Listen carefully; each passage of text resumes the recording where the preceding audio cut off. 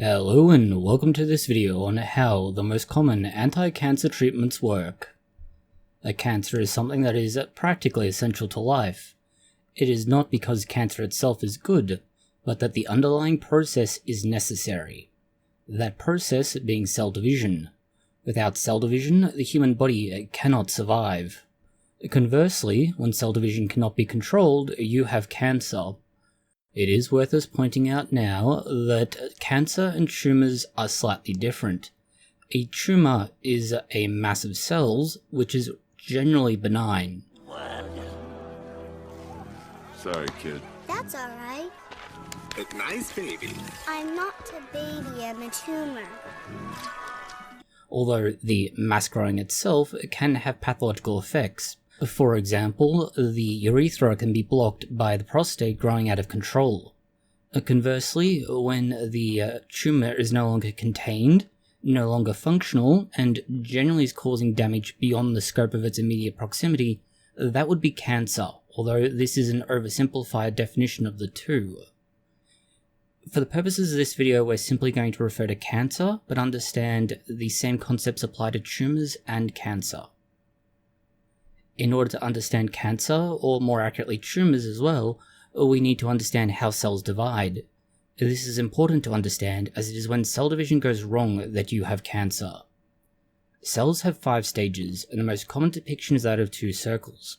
One small circle and one large circle. The small circle is the state in which cells exist most of the time and known as G0. This is properly called the resting phase. A resting phase is both the start and end of cell division. Importantly, some cells do not exit the resting phase once they enter it. Cells such as neurons, cardiomyocytes, and more are in this category.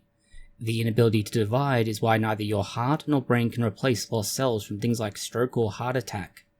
Conversely, many other cells can go in and out of this state almost at will or never enter it. For example, your liver may never undergo G0 or resting phase, as the hepatocytes or liver cells are constantly being replaced. On the other hand, your skin cells may ramp up production of new cells due to damage. The rest of the time, they may switch on and off as required. From the resting stage, cells will go on to the next stage, or G1. G1 is the gap 1 phase, and it's where cells begin to grow in preparation for division. Think of it as being like stockpiling materials before building something. You have to have everything on hand before you start building it, or you're going to stop production halfway through and go get new things and then resume. The cells can't really do that, so they have to have everything available before cell division occurs. G1 is also important as it is a major checkpoint for cell division. If the right materials and preparations have not been made and met, the cell does not move on to the next stage of cell division. The deciding point is called the checkpoint, and it's also called the restriction point, depending on where you're reading it from. The reason why it's called the restriction point is that it is regulated by a series of signals within the cell. These signals, if they're present, allow the cell to go from G1 to S phase, whereas if they're not present, because the cell has not stockpiled them correctly, it does not happen. If a cell goes through the G1 checkpoint, it has, in theory, committed itself to cell division if everything after this goes as it should. Assuming that the G1 checkpoint has been passed, the cell goes on to S phase. S phase is, well, the synthesis phase, or the phase in which DNA synthesis or copying is done. During this, the amount of DNA in the cell will double, rather obviously, as you'll be getting 2 daughter cells out of the mother cell, or parent cell. While you'll get a doubling in the amount of DNA present, you will note that there's a decrease in the amount of RNA that is generated, and as a consequence there is a significant decrease in the amount of protein synthesis. That's because you go from DNA, translated into RNA, and then RNA itself is translated into proteins. The only exception to this is going to be histones, which will have to increase in production purely to accommodate the doubling of RNA and to spool the DNA around it. Importantly, S phase is checkpoints for DNA synthesis. This is needed because if you don't have the correct DNA, you're going to wind up in a very bad situation where a cell does not behave correctly, or in some instances can't perform the role it's meant to do. These checks are there to ensure the cell not only has what it needs to have, which is part of the normal replication process, but that the placement of DNA is correct. This is an important caveat. DNA needs to be located correctly within the cell, but it also needs to ensure it was copied with the matching pairs, or if the genes have been copied at all. If there are sections of DNA missing, that needs to be corrected. If there are mismatched pairs of nucleotides, that needs to be corrected. If that's not done, then you're going to wind up with problems of the reading of the DNA to be wrong, which may mean that the translation into something like protein just does not happen. Importantly, the checks that the DNA has not only been copied correctly, but that each side of the double helix is matched correctly. So as mentioned, the nucleotides should be matched. They should be placed correctly, and there should be a complete read from one end of a chromosome to the next. From the S phase, the cell will move on to G2. G2 is the second growth phase, and during this phase, the cell will undergo a lot of growth, but particularly structures needed for cell division. The most important for the purposes of this video are going to be microtubules. These are there to organize and form a spindle. The spindle is there to allow the cell to divide correctly during the mitotic phase, which is coming up. If the cell is unable to perform the checks at this G2 phase, or that it finds any damage, it halts the process entirely. One of the most common genes responsible for this is the tumor protein p53. This is also a regulated gene. If the gene or the protein is not functioning as intended, you'll find that this check is not performed correctly and that you get cells that are basically able to avoid it. If you find that the G2 checkpoint, for whatever reason, is triggered and the cell has failed to pass, it will cause apoptosis of the cell. The cell self-destructs. This is important for dysfunctional and mutated cells, which is what you find with tumors and cancer. If it passes without that happening, you will find that you get those tumors or cells as their growth is no longer kept in check. And this means you go from 1 cell, 2 cells, 4 cells, 8 cells, 16 cells, and so on. It keeps doubling every time the cells divide, and because you have no way to stop that with that particular check, it's a big issue. That's one of the reasons why the G2 checkpoint is particularly important. This also leads us to the final stage of cell division, or the M phase. M phase is also called the mitosis stage. In short, this is when and where the cell divides into 2. The exact details of each individual step of mitosis are not important to understand the development of cancer now, nor how to treat it for the purposes of this video. What is important is that the cell divides during this stage. This includes the division of DNA, organelles, and more. So far we've established how and what happens during cell division, largely the steps involved and what occurs when.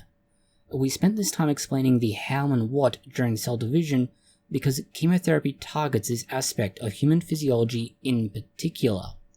Specifically, chemotherapy targets cell division and the checkpoints described. It effectively amplifies the signals for these checkpoints so that the cell can recognize if something has gone wrong. At the most fundamental level, chemotherapy stops cell division, and this is by targeting cells that divide, cancer cells being cells that divide very quickly, but that by no means the only cells to do so. For example, intestinal cells divide quickly, and so these cells are also affected by chemotherapy drugs. Same thing with hair. This is one reason why chemotherapy works the way it does, but also has off-target effects. By contrast, heart cells aren't affected because they don't undergo division. By targeting cells that divide quickly, chemotherapy is able to target tumors particularly while leaving organs and systems that are, for lack of a better way of phrasing this, more static, unaffected.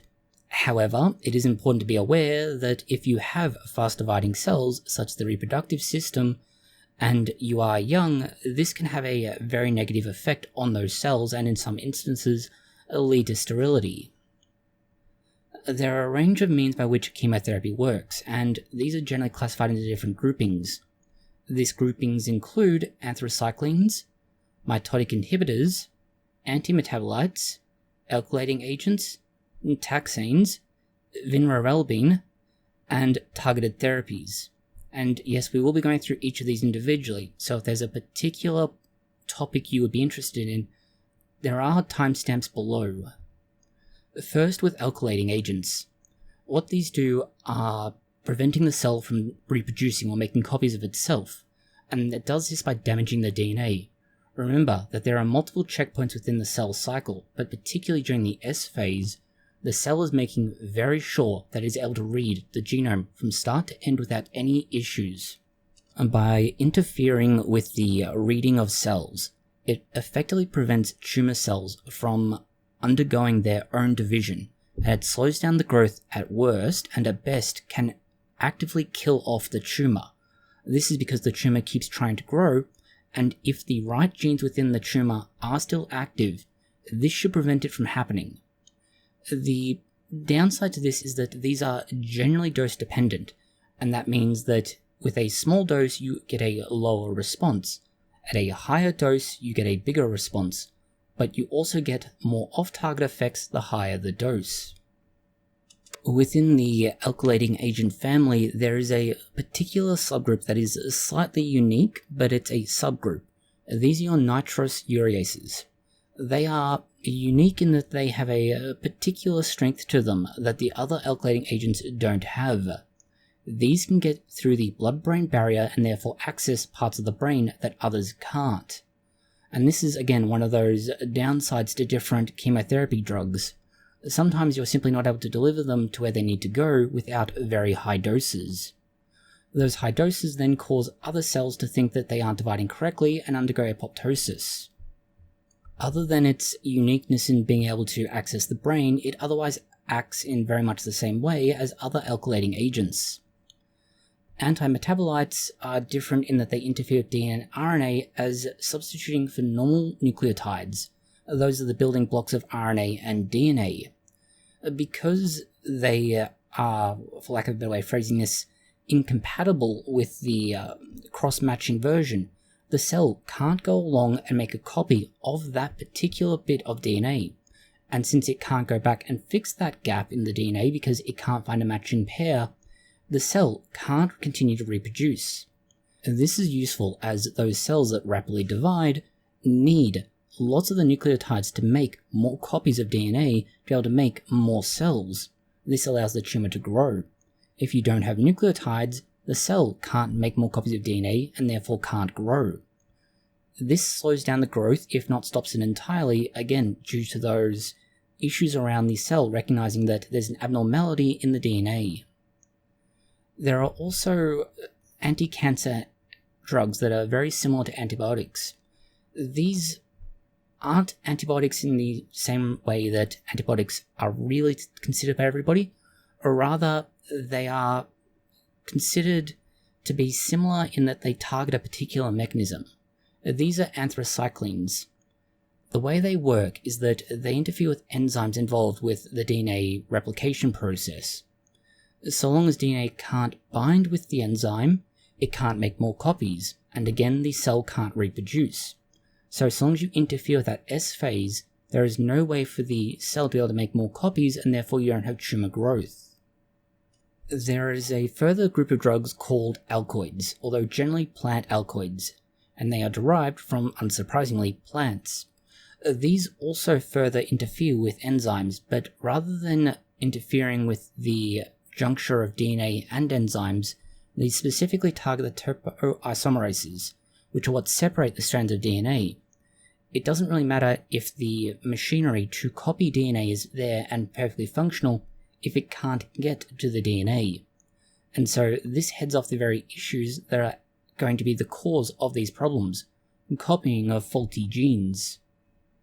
This group of drugs, let's say, are also known as mitotic inhibitors, and the name as mentioned is primarily derived from the fact that, well, they're from plants. The downside to this is that because of how they work, they can damage cells in all phases of the cell cycle, remembering that it prevents the DNA from being split in half and opening it up. That means that although you don't get copying of the DNA, you also can't read from the DNA to create things like RNA to then create protein, or otherwise regulate a cell function, because the cell cannot get into the DNA. There's also some other concerns with this, and that's largely what the treatments are for.